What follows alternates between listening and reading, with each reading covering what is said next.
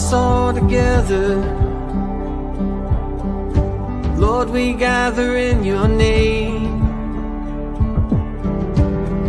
as children of a sovereign God. Forever we proclaim, to God be all glory.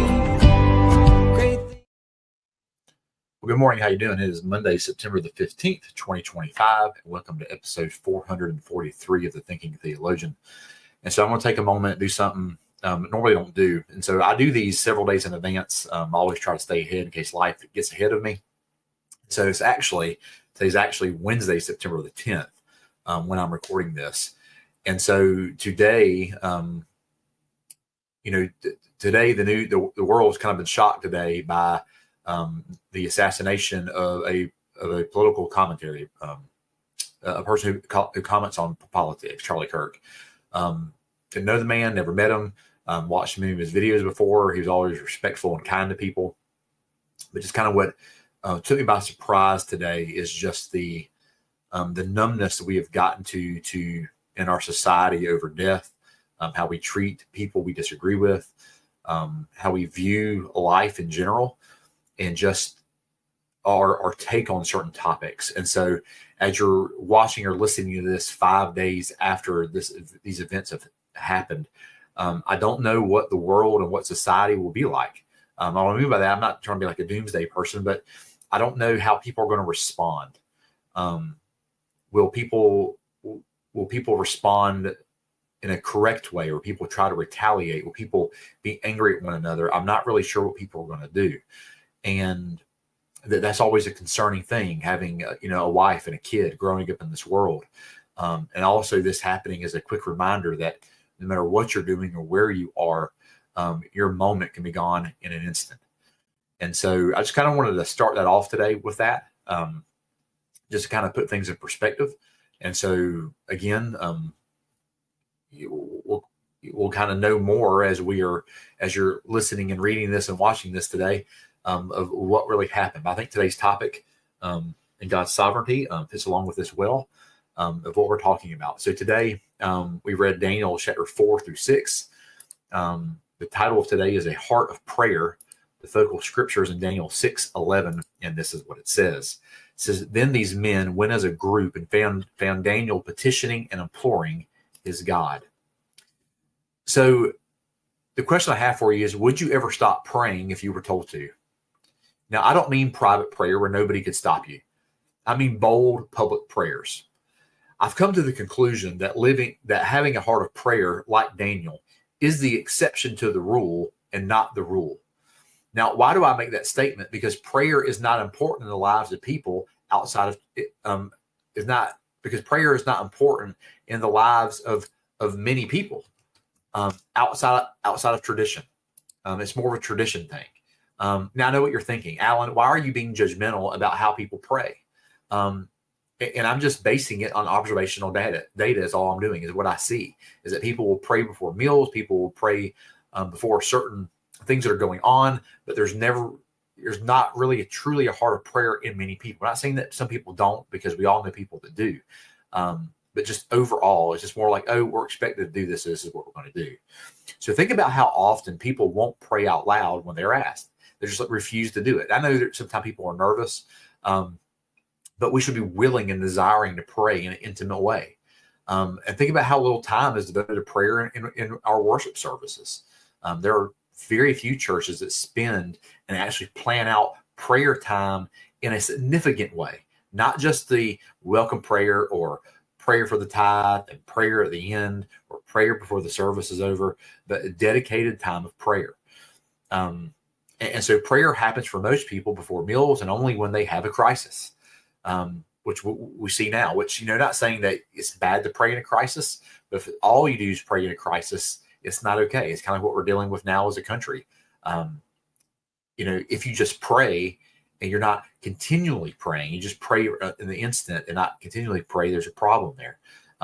So that means the prayer is not a lifestyle that permeates every fiber of your being. So in today's reading, a decree was given that nobody could pray to any other God or they would be thrown into the lion's den. The people who were against Daniel knew that prayer was important to him, so they followed him home. When Daniel arrived, he opened the window and prayed publicly and loudly for others to hear. Now, he wasn't doing it for others to hear, but he was praying so loudly that people could hear it, and he wasn't trying to hide it, even though he knew it went against the new law. So he was praying out loud, knowing it went against the law. Daniel did not change his habits to fit in with the crowd. He risked death so he could speak with God. He was not willing to give up prayer. He had a heart of prayer, and he's willing to do it no matter what. So the challenge I have for you is to pray even when others don't think it should be elevated to a high standard. One time during a service, I involved the entire church in the prayer time. It was a sweet time of fellowship. Was it different? Absolutely. Was it a way to showcase the power of prayer? Yes, definitely. You would think that people would be excited to see so many people involved in prayer instead of listening to one person pray from a platform. For the most part, I received overwhelming positive feedback. Now, it's not nothing about what I did, just about what took place, because everybody in the church and the congregation was involved in prayer. They weren't just spectators. And so I thought that was a pretty cool thing to do. However, one person was upset that the prayer time was different. They were like extremely upset with me that the prayer time was different. They actually yelled at me. They yelled at me for changing the flow of service. They wanted to know why I had to change the way prayer was normally done in the church setting. My response: people need to see that prayer can happen in many ways. And this person even became even more annoyed with me and said, "You always have to be different," which I kind of took as a compliment, because I wasn't trying to be disrespectful. I was trying to involve the church as a whole in prayer, not have a person pray. So I learned from that incident that prayer is not a priority for most people, especially inside of a worship service.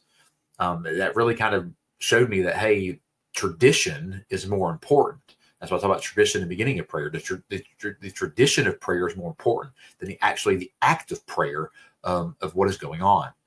The status quo of the same prayers is more important than cultivating a culture of prayer.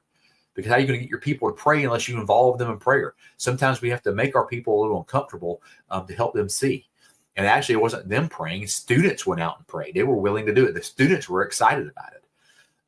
So the challenge I have for you personally and for your churches is to examine how much time you spend in prayer.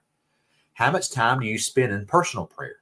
How long do you spend in corporate prayer? That church I talked about, we were talking about prayer during this time. And I challenged the students, because I didn't even know the answer to the question. Hey, for the next, month, how much time is spent in prayer during the service?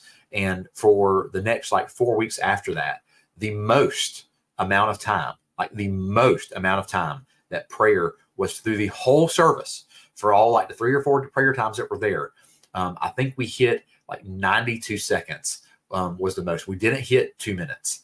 So it was less than 2 minutes per service, not per prayer, but per service was done. That's how much time was spent in prayer, which tells you right there where the priority of prayer is for the people that were there witnessing that. But that's only going to change if the culture changes, if leadership changes that. And so the status quo of the same prayers is more important than cultivating. That's how some people view it. And so our heart should be like that of Daniel and be willing to pray even when it goes against the grain. Imagine being upset that people spent more time in prayer than usual. Imagine complaining that prayer didn't follow a set pattern. We need to be like Daniel and be found by our friends, by our friends and enemies, petitioning and imploring God. People need to find us petitioning God. And that's just the true reality of it. So don't let others limit prayer in your life or the life of a church. The quickest way to examine spiritual health for an individual and a body of believers is the attitude that surrounds prayer. Is it ritualistic or organic? We have to ask ourselves that question. Which one is it? Is it more prayer encouraged, or is more prayer encouraged or discouraged? So be a person that encourages more prayer. In every setting. Have a heart of prayer, and that's what today is all about, having a heart of prayer. So today I challenge you to have a heart of prayer. I hope you've been praying for our country, and you're praying specifically for this, that God will do a work in the hearts of people so they will see the need of salvation. Because we know the only person who can change hearts, it's not politics, it's not people, it's not a political party, it's not money, it's not status, it's nothing. The only thing that can change the hearts of people is God himself. When he gets a hold of people and convicts their heart, and we as believers are called to be light in the darkness. And so that is our challenge of what we should do. And we should be a people of prayer who understand the power of prayer. And we're going to see later on in the next day or two, I think maybe tomorrow, how much the enemy despises prayer. So thank you for being with us today. Pray for our country. Pray for what's going on. Pray that hearts will be healed. Pray for the families and friends affected. And pray that God will do a work amongst the people. We need to pray that God will do revival, because God's working in the lives of young people. You may not know this, but in the lives of young people, he's working in a mighty way. And I'm hoping that incidents like this will turn people to God, to let them see that God is mighty, even when tragedy strikes. So tomorrow we'll be in Daniel chapter 7 through 9. Have a good day.